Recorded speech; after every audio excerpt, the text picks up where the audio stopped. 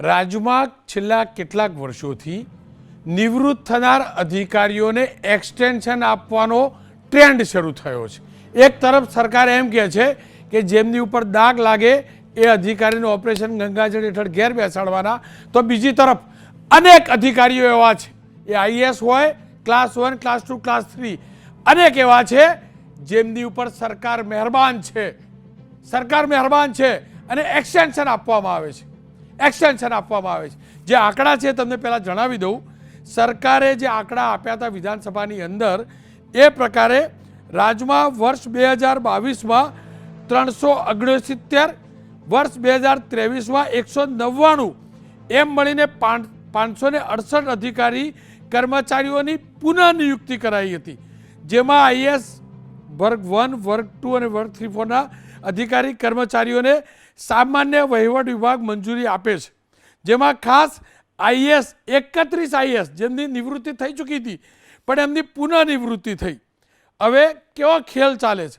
વર્ષ 2023માં વિધાનસભામાં મુકાયેલા ગુજરાત તકેદારી આયોગના અહેવાલમાં ચોંકાવનારો ખુલાસો થયો.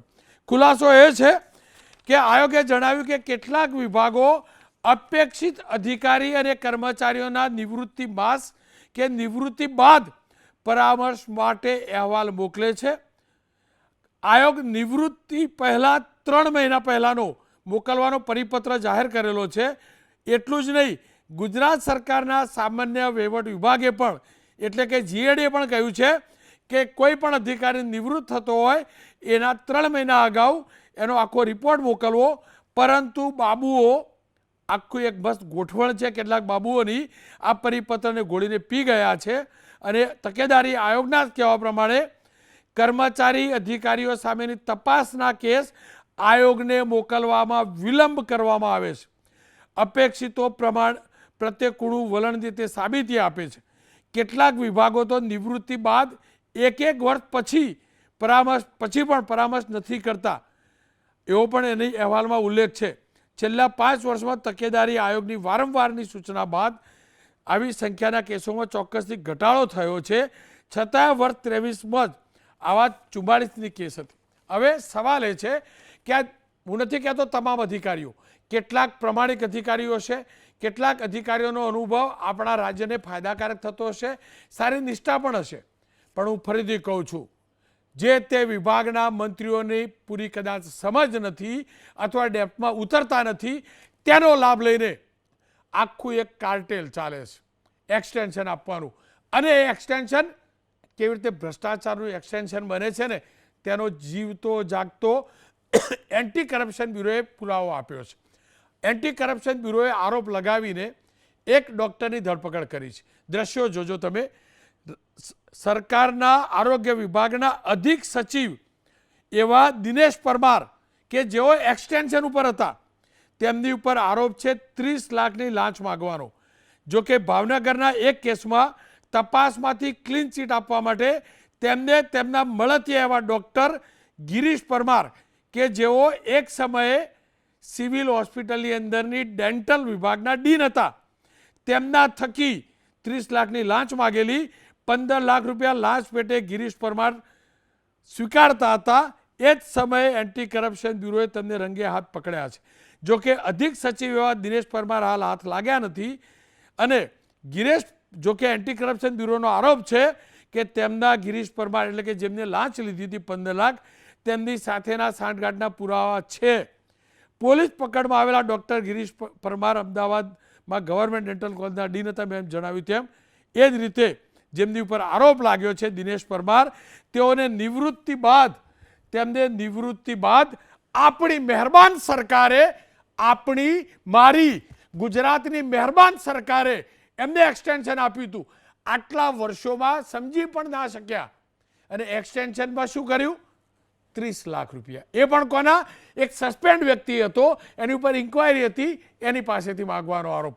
અને હું એટલે જ કહું છું, આ એક્સટેન્શન એક ખેલ છે દાદા. આ અધિકારીઓનું એક આખું રેકેટ છે. એની તલસ્પર્શી તપાસ જરૂરી છે. તમારી સરકારના મંત્રીઓ, માફ કરજો, મારી ગુજરાત સરકારના મંત્રીઓને કહો કે આવી ફાઇલોની ચકાસણી કરો એટલે ખબર પડશે કેટલાક અધિકારીઓ ઉપરથી નીચે સુધી લાઈન ચલાવવા માટે એક્સટેન્શન આપે છે. મારા ગુજરાતમાં અનેક પ્રમાણિક અધિકારીઓ છે. ભાઈ એમને પ્રમોશન આપો ને. 60 વર્ષ થઈ ગયા, શેના માટે ભાઈ? આરામ કરવા દો ને, ભગવાનનું નામ લેવા દો ને, નામ. બહુ દોડ્યા મારા ગુજરાત માટે, બેસાડો ઘેર એમને. પણ નથી બેસતા અને એક્સટેન્શન આપીએ છીએ અને રૂપકનું નામ આપવામાં આવે છે કે એમના અનુભવનો લાભ લેવો છે. અને આ પર્દાફાશ કરવો જરૂરી છે, આ રોકવું જરૂરી છે. ઓપરેશન ગંગાજળનું જે કરવું એ કરો, પણ પહેલાં ઓપરેશન ક્લીન લાવો, એક્સટેન્શનવાળું ખેલ બંધ કરાવો. સીજે ચાવડા સાહેબ, ડૉક્ટર સીજે ચાવડા સાહેબ ધારાસભ્ય છે વિજાપુરથી, ડૉક્ટર કિરીટ પટેલ ધારાસભ્ય છે પાટણથી, મનોજભાઈ મિસ્ત્રી વરિષ્ઠ પત્રકાર છે.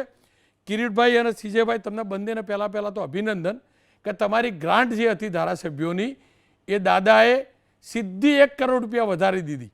66% વધારો કર્યો, વિકાસના કાર્યો માટે કર્યો. ખૂબ ખૂબ અભિનંદન તમને બંનેને. 182 ધારાસભ્યોને અભિનંદન. અને વિકાસ તમારા જેવા ધારાસભ્યો થકી થશે એનો ભરોસો પણ છે. કમસે કમ ધારાસભ્ય જોડે તો આવ્યા, પેલા અધિકારીના સીધું જતે તો શું થાય તમેનું જાણીએ છીએ. કિરીટભાઈ, એક્સટેન્શનનો ખેલ કેવો છે?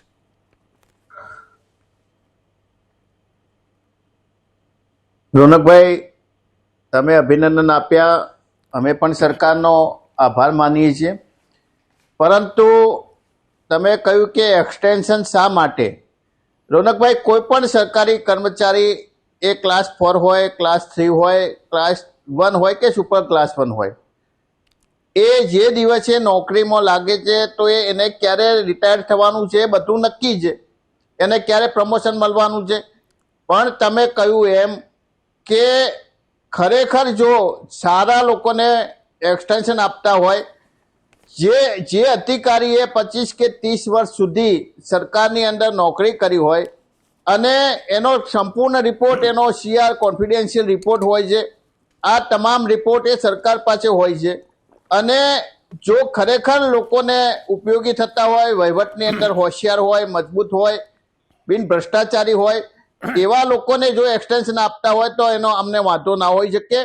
પરંતુ ખરેખર તો આ એક્સટેન્શન રોનકભાઈ હોવું જ ના જોઈએ. આ એક્સટેન્શનના લીધે કોઈ પણ વ્યક્તિ રિટાયર થયા પછી એની પુનઃ નિયુક્તિ કરવામાં આવે છે, તો એ પુનઃ નિયુક્તિ કર્યા પછી એની જવાબદારી હોતી નથી, એ ભ્રષ્ટાચારને પ્રોત્સાહન મળે છે. અને મેં વારંવાર કહ્યું છે રોનકભાઈ કે ગુજરાતની અંદર ભ્રષ્ટાચારને પોષવા માટેની 3 બાબત છે. એક પુનઃ નિયુક્તિ, એક આઉટસોર્સિંગ અને ત્રીજું કરાર આધારિત. આ 3 જો ના હોય તો ગુજરાતની અંદર ભ્રષ્ટાચાર ઓછો થાય. અને હું નથી કહેતો, ક્રાઇમ રેકર્ડના ક્રાઇમ રેકર્ડ કહે છે, તમારું વિજિલન્સ કમિશન કહે છે કે દિવસે ગુજરાતની અંદર ભ્રષ્ટાચારનું પ્રમાણ એ વધતું જાય છે.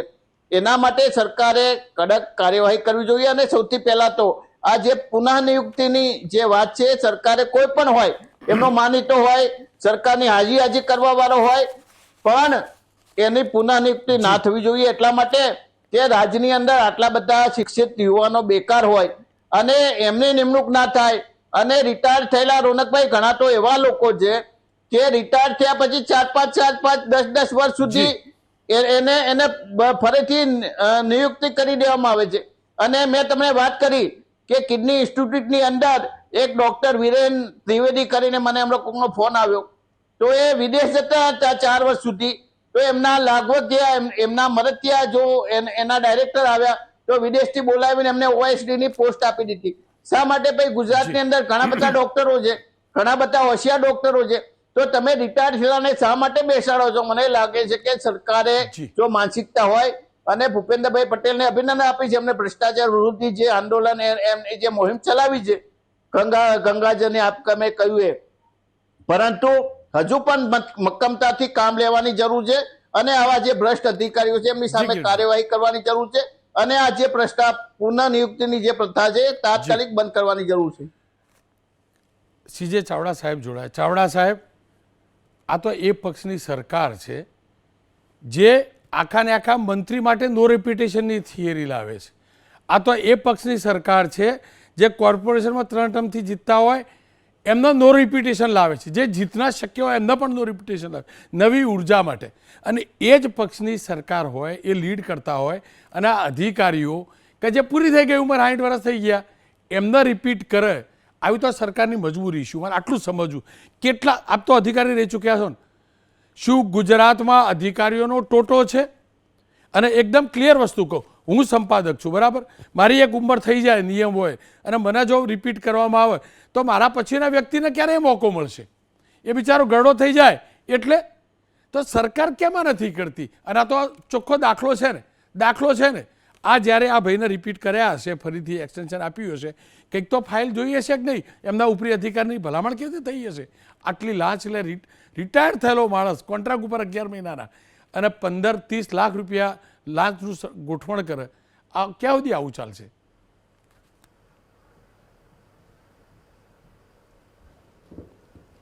માન્ય રોનકભાઈ, જી સર. ગુજરાત સરકારમાં કર્મચારી અને અધિકારીઓને વર્ગીત કરવામાં આવ્યા છે. ક્લાસ 4 કર્મચારી, ક્લાસ 3 કર્મચારી, ક્લાસ 2 કર્મચારી અને ક્લાસ 1 અધિકારી.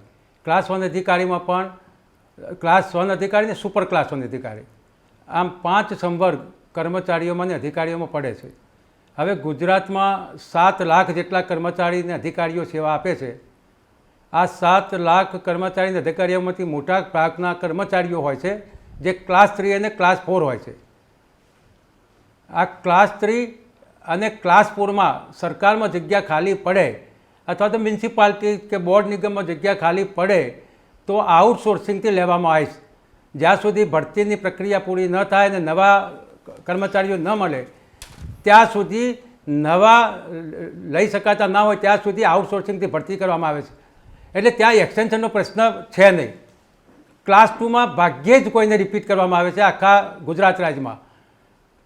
ક્લાસ 1માંથી સુપર ક્લાસમાં, માન્ય રોનકભાઈ, ક્લાસ 1માંથી સુપર ક્લાસ જ્યારે બનવાનું હોય ત્યારે પ્રમોશન, ત્યારે સરકારના જીએડીના અને વિધાનસભાના પ્રમોશન આપવાના નિયમ હોય છે અને એમાં અમુક વર્ષનો અનુભવ જરૂરી હોય છે. અમુક વર્ષનો અનુભવ ન હોય તો એને પ્રમોશન ના આપી શકાય. બીજું જ્યારે ડીપીસી થાય ત્યારે ક્લાસ 1માંથી સુપર ક્લાસ 1 માટે જેટલી જગ્યાઓ ખાલી હોય એના કરતાં 3 ગણા અધિકારીઓ ઉપલબ્ધ ન હોય તો ડીપીસી થતી નથી. ડીપીસી ખાતાકીય કમિટી જે બેસે પ્રમોશનની એ થતી નથી. એટલે સુપર ક્લાસ 1માં ગેપ પડે છે. સુપર ક્લાસ 1માં ગેપ પડે અને કેટલીક જગ્યાઓ એવી હોય છે કે ચાર્જથી ચલાવી ન શકાય. આમ તો ચાર્જ આપી દેવાય બીજા અધિકારીને, પણ કેટલીક જગ્યાઓ એવી હોય છે કે જે ચાર્જથી ચલાવી ન શકાય એવી હોય છે વૈજ્ઞાનિક રીતે, ત્યારે કમ્પલસરી કેટલાકને એક્સટેન્શન આપવું પડે છે. અને એક્સટેન્શન આપવામાં આવે ત્યારે એની આખા જીવનકાળ દરમિયાનની ફાઇલ જોવામાં આવતી હોય છે. એના CR, એના કોન્ફિડન્શિયલ રિપોર્ટ, એને કામ કરવાની પદ્ધતિ, આ બધું જોવામાં આવતું હોય છે અને પછી જીએડી ઝીણવટ ચાળણીથી ચાળીને એને એક્સટેન્શન આપે છે. હવે આપ જોતા હશો કે છેલ્લા 2 વર્ષમાં આ બધા કર્મચારી અધિકારીઓને 3 વર્ષમાં 568 જેટલાને એક્સટેન્શન આપ્યું છે. અને એક્સટેન્શન પણ કોઈને 6 માસનું કે કોઈને 12 માસનું, કોઈને 1 માસનું અપાય છે. હવે ગુજરાત સરકારમાં કેટલીક બાબતો એવી છે રોનકભાઈ, દાખલા તરીકે રેવન્યુ ડિપાર્ટમેન્ટ, તો રેવન્યુ ડિપાર્ટમેન્ટમાં SSRD, નાયબ સચિવ વિભાગ અને GRT આમાં જે અધિકારીઓ મુકાય એમાં કમ્પલસરી અમુક ચાલુ સર્વિસવાળા મૂકવામાં આવતા હોય છે અને અમુક જગ્યા પર નિવૃત્ત થયેલા જજ અથવા તો નિવૃત્ત થયેલા અધિકારીને મૂકવામાં આવતા હોય છે.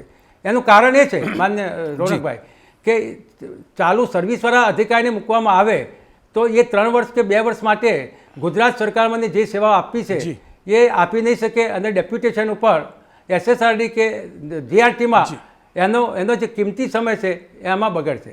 એટલે નિવૃત્ત થયેલા કેટલાક તજજ્ઞ કલેક્ટરો, IAS ઓફિસરો, રેવન્યુના એક્સપર્ટો નિવૃત્ત થયા હોય ને 1 વર્ષ માટે કે 2 વર્ષ માટે વારા પરથી મૂકવામાં આવે છે. ચાવડા સાહેબ, પછી નર્મદા જેવી યોજના છે માન્ય રોનકભાઈ. જી ચાવડા સાહેબ, માફ કરજો પણ આપને એ યોજનામાં કેટલાક તજજ્ઞો એવા છે. ચાવડા સાહેબ રોકીશ, જો ખરેખર આ અધિકારીઓ પ્રમાણિક હોત ને બધા, તો મારા ગુજરાત અને ગુજરાતીમાં એ તાકાત છે.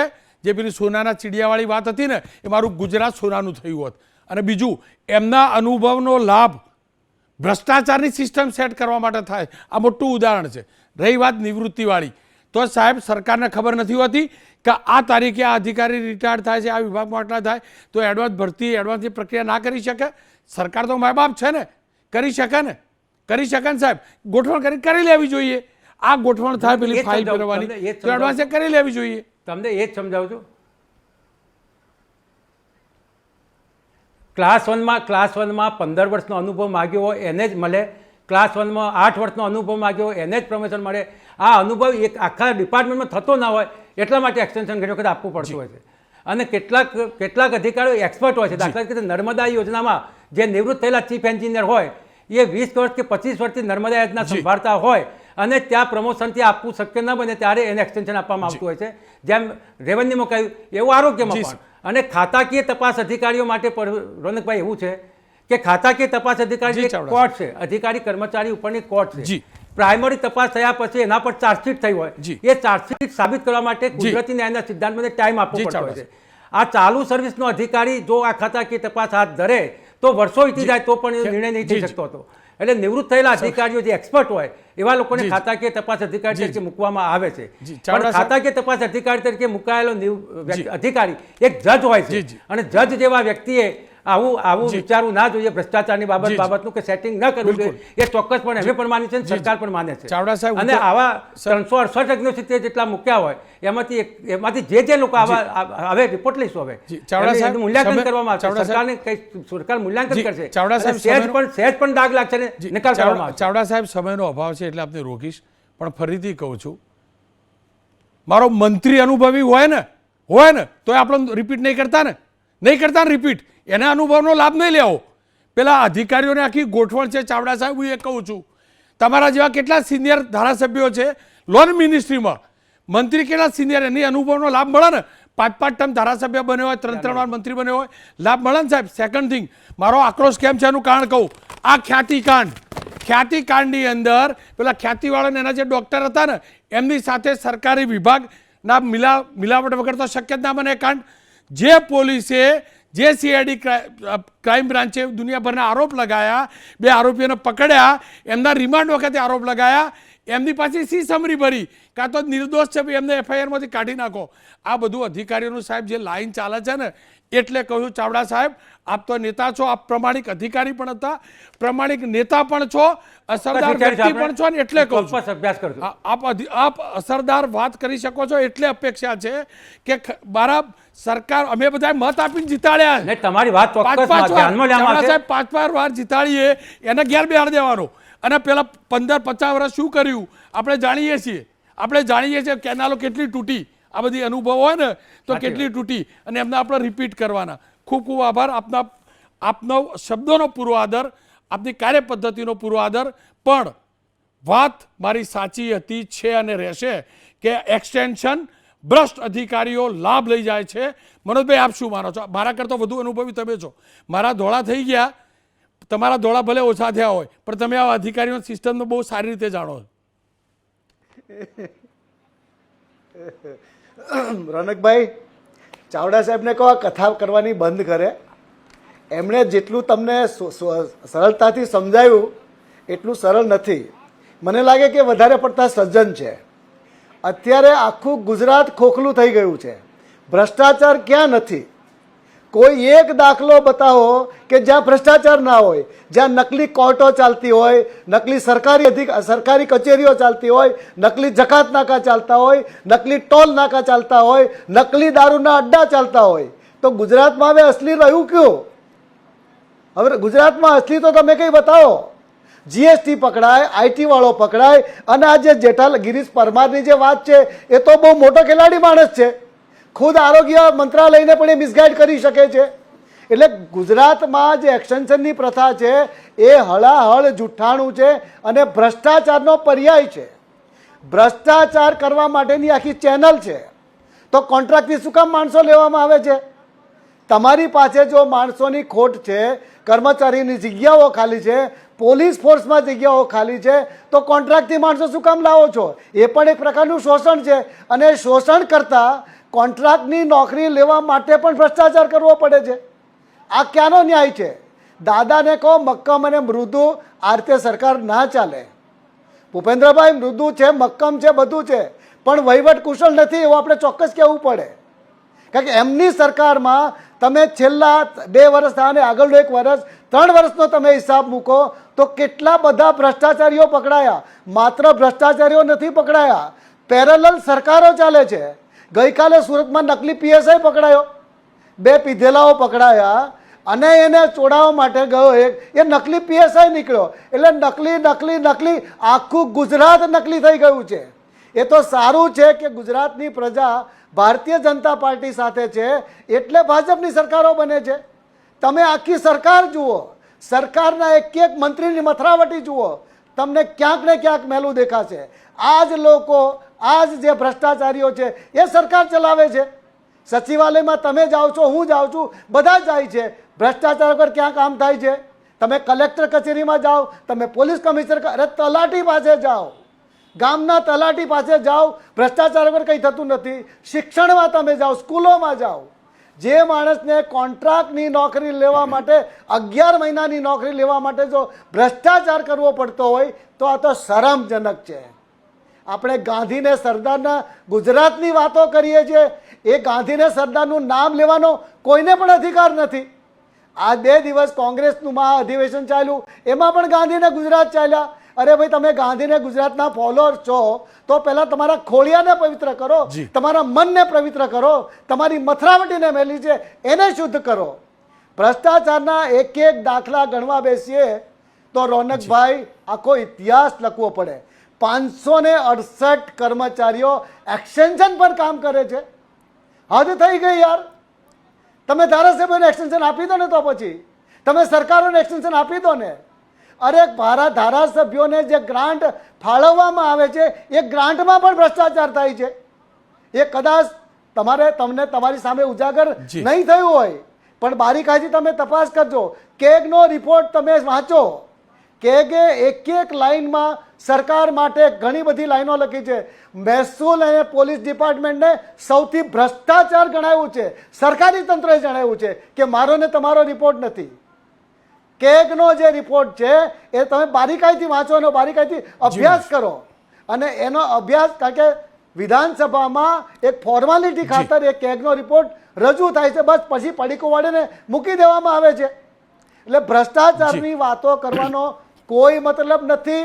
ભ્રષ્ટાચારની ચર્ચા કરવા માટેનો કોઈ અવકાશ જ નથી. જ્યારે આખું કોળું, આખી સરકાર સડી ગઈ હોય ત્યાં આપણે કોની વાત કરીએ યાર? ક્યાં સત્યની વાત કરો, ક્યાં પ્રમાણિકતાની વાત કરો? તમારે આટલા બધા અધિકારીઓને એક્સટેન્શન આપવાની કેમ ફરજ પડે છે? આ કે એક્સપર્ટ છે? આ કે ઉપરથી આવેલા છે? કે આનામાં કઈ વિશેષતાઓ છે કે જે લોકો સરકારને ચલાવે છે? હકીકતમાં એ છે કે સરકારે સ્વચ્છ વહીવટ આપવો હોય તો વાળી જોડીને સાફ કરવું પડશે. એક એકને સચિવાલયના ખૂણે ખૂણેથી કાઢી મૂકવા પડશે. આપણી સરકાર પર 2 વરિષ્ઠ અધિકારીઓ છે, સરકારને કંટ્રોલ કરે છે. એટલે સરકાર અક્કલ વગરની છે. સરકારને વહીવટ કરતા નથી આવડતું. ચૂંટાયેલા પ્રતિનિધિઓ છે, ઇલેક્ટેડ ભૂપેન્દ્રભાઈ હોય કે બીજા મંત્રીઓ હોય, બધા ચૂંટાયેલા છે. અને ચૂંટાયેલા એક લોકશાહી પદ્ધતિથી ચૂંટાયેલા મંત્રીઓ છે. જો એને વહીવટ કરતા ના આવડતું હોય તો જ થઈ ગઈ. ભૂતકાળની સરકારો તમે પણ જોઈ છે, મેં પણ જોઈ છે, અને આ ગુજરાતે પણ જોઈ છે. કોઈ માણસ ભ્રષ્ટાચાર કરતા પકડાય તો એ શરમજનક સ્થિતિમાં સરકાર મુકાઈ જતી હતી કે મારો અધિકારી ભ્રષ્ટાચાર કરતા પકડાયો. તમે ખ્યાતિકાંડની વાત કરી, તમે ઋષિકેશભાઈને પૂછો, આરોગ્ય મંત્રાલયમાં કેટલી હદે કોઠા કબાડા થાય છે એ સરકારી હોસ્પિટલમાં જઈને જુઓ અને તો તમને ખ્યાલ આવશે. એટલે એક એક કિસ્સાની છણાવટ કરવા બેસીએ રોનકભાઈ તો કદાચ સવાર પડી જાય, અને સવાર પડ્યા પછી પણ એનો અંત નહીં આવે. ચાવડા સાહેબે જે ડાઈ વાતો કરી કે અનુભવી જોઈએ, ફલાવી જોઈએ, એનો કોઈ મતલબ. આ બધી વાતો છે એ મગરના આંસુ સારવા જેવી છે. મુખ્યમંત્રીથી માંડીને સચિવાલયના પટ્ટાવાળા સુધી બધા જ જાણે છે કે કઈ સિસ્ટમથી કઈ રીતે ભ્રષ્ટાચાર થાય છે અને ભ્રષ્ટાચાર વગર કોઈના કામો થતા નથી. એ સનાતન સત્ય છે. સરકારના કેગનો રિપોર્ટ છે, મારો ને તમારો રિમોટ નથી. મનોજભાઈ આપનો ખૂબ ખૂબ આભાર. ખેર ફરી એકવાર કહીશ, મારા ગુજરાતમાં આજે પણ પ્રમાણિક અધિકારીઓ છે. એ પ્રમાણિક અને ભ્રષ્ટ અધિકારીઓ વચ્ચેનું અંતર ખુલ્લું થાય તે માટે મેં આ કાર્યક્રમ કર્યો છે. મારા ગુજરાતના યુવકમાં જસબો છે, એને અવસર આપવામાં આવશે ને, એ શક્તિનો ઉપયોગ કરવામાં આવશે ને તો પેલા જે અનુભવની વાર્તાઓ કરવાવાળા છે ને એના કરતાં પણ સારું રિઝલ્ટ આપે એ માટે શક્તિમાન છે. તકલીફ એ છે કે કેટલાક ભ્રષ્ટ અધિકારીઓને તેમના ઉપરી સાથેની એક સરસ લાઈન હોય છે અને એ લાઈનના જ કારણે કેટલાક લોકો, હું બધા કેસ નથી કહેતો, એક્સટેન્શન મેળવી લે છે અને ત્યાર પછી રોકડી કરે છે. ભાઈ બહુ સેવા કરવાનો તમને રિટાયર થયા પછી છે ને કરો ને તમે તાર બહુ બધા રસ્તા એક્સટેન્શન મેળવીને શું કરવાની એમને તમે તાર ગાઈડ કરો ને 11 મહિના રહેવાનું તમારા જ ફાઇલ ફેરવવાની બીજાને મોકો આપો ને ભાઈ બહુ ભેગું કરી લીધું જે ભેગું કર્યું એ સાચવો ને મારું ગુણ કર્યું તો એમ સચવાવાનું ઉપરવાળો સાચવશે ફરી એકવાર કહીશ પ્રમાણિક અધિકારીઓને સલામ પણ ભ્રષ્ટ અધિકારીઓને ખુલ્લા પાડવા એ તમારી મારી તમામની સંયુક્ત જવાબદારી છે જે પકડાય છે સારું છે હું તો કહું સારું છે ડુપ્લિકેટ બી પકડાય છે એ સારું છે કમસે કમ પકડાતો છે વધુમાં વધુ આવા લોકો પકડાય અને ઘેર બેસે અથવા જેલ ભેગા થાય એન્ટી કરપ્શન બ્યુરો આ જ પ્રકારની કાર્યવાહી કરે